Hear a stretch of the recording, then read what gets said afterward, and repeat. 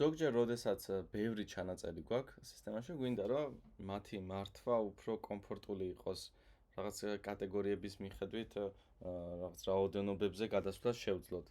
და ასეთ შემთხვევაში გვეუბნებიან რომ ხო არ ჯობია რომ ცალკე მოდული იყოს, აი მაგალითად მაქვს რაღაც B2B მიმართულება და ჩემი სერვისები იყოფა 5 კატეგორიად და ყოველ კატეგორიას სერვისების ყოველ კატეგორიაზე ლიდები შემოდის.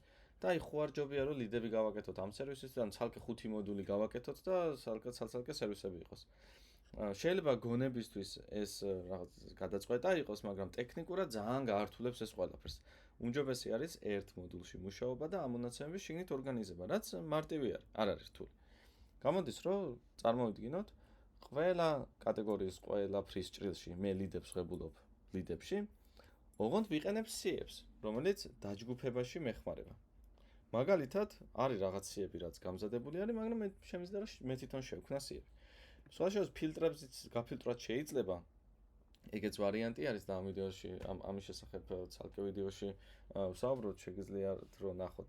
ეხლა კიდევ უბრალოდ სია შევქმნათ, ახალი სია. მაგალითად, შევქმნათ სია, სადაც არის რეკლამიდან მოსულები. ეხლა ძალიან ესეთი მაგალითი გავაკეთოთ მარტივი. და გავირჩიოთ source-ი.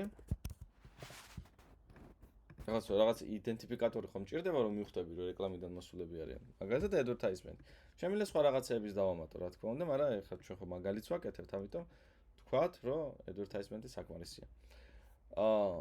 და კიდე გავაკეთოთ ამ თვის, აი ესე გავაკეთოთ და დავაკონკრეტოთ ამ თვის რეკლამიდან მოსულები.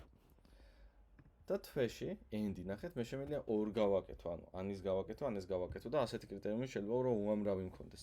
სხვა შორის ფილტრებისგან განსხვავება ის არის, რომ ფილტრების შემთხვევაში თქვენ ყველა კრიტერიუმი გაქვთ end, ანუ ყველას უნდა აკმაყოფილებდეს. აქ კიდე ორ შეგიძლიათ ჩასვათ, სადაც გინდათ და მე აქაც შეგიძლიათ ეს პატერნი დააკორექტიროთ. აი, Excel-თან ვინც მუშაობთ, განსაკუთრებით მარტივი იქნება ეს ყველაფერი. ახლა created times ავიღებ. უნდა ვიცოდეთ ან რა ველები მაქვს, რომ მე ძებნა გამიადვილდეს. და აქ ნახეთ, ეს რო ჩამონათვალის ტიპის ველი არის, როგორი სხვანაირი მნიშვნელობები არის ჩამონათვალში და აქ რადგან თარიღის ტიპის ველია, სხვანაირი მნიშვნელობები არის. ნუ სისტემა გეხმარებათ გიადვილებთ საქმეს. ხა მე რო აქ ავირჩევ current months, რა თვეც დადგება ავტომატურად იმ თვის ჭრილში დაედება ფილტრი. last months-ი რო ამერჩიო, გასული თვის ჭრილში დაედებოდა ფილტრი. ამიტომ ეს დაგეხმარებათ რომ აკონტროლოთ. თუ კონკრეტული თარიღი გაინტერესებთ, მაშინ შეგიძლიათ აიღოთ მაგალითად between არის აქ ასეთი ვარიანტი და აი between მაგალითად აიღოთ და კონკრეტული range დროის აირჩიოთ. ხო, ეს უკვე თქვენზეა. ასეთი კრიტერიუმები შეგიძლიათ ბევრი ჩაამატოთ და აქ ირჩევთ სვეტებს. ჩვენ ფილტრების და სიებთან მუშაობის ვიდეოდან ვიცით რომ სვეტები მე შემიძლია რომ გამომოვიდანო და სორტირება გავაკეთო, მაგრამ აქედან ახლაც შეგიძლიათ, ანუ აქ უკვე შეგიძლიათ ამის გაკეთება. და დავასეიროთ. შედეგად მე გამომიჩნდება სია, სადაც მხოლოდ ამ კრიტერიუმში მოთავსებული ჩანაწერები იქნება. ახლა მოდით წყაროც გამოვიტანოთ. დავწმუნდეთ რომ სწორედ იმუშავა. ნუ აი advertisement-ია. მოდით clip text-ი გავაკეთოთ. უფრო კომპაქტურად რო იყოს, ამის გადაწევად შეგიძლიათ. ხო. ეხლა ნახეთ, სია და ფილტრი კომბინაციაში როგორ მუშაობს რა. მე რო სია გავაკეთე, ამ სიაში შემიძლია კიდე ზემოდან ფილტრი გავაკეთო. აი, მაგალითად, created time-ი გავაკეთო after ეხლა 22 ავიღოთ მაისი.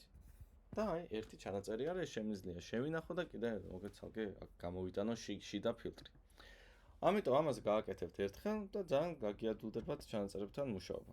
წაშლა თუ მოგინდებათ, აი ეგერ არის წაშლის საშუალება. ამ კონკრეტული სიის წაშლის საშუალება. ეხლა ისე ოლიდზე დავაბრუნო. ძალიან მნიშვნელოვანია სიებთან, ფილტრებთან მუშაობა შეძლოთ, რომ გაგიადვილდეთ ეს პროცესი. და თუ ზოგადად ჩანაწერს ეძებთ, აი ზოგადად თელ სისტემაში ჩანაწერს, რაზეც თქვენ გაქვთ წვდომა, რაზეც არ გაქვთ წვდომა, იმას ვერ იპოვით.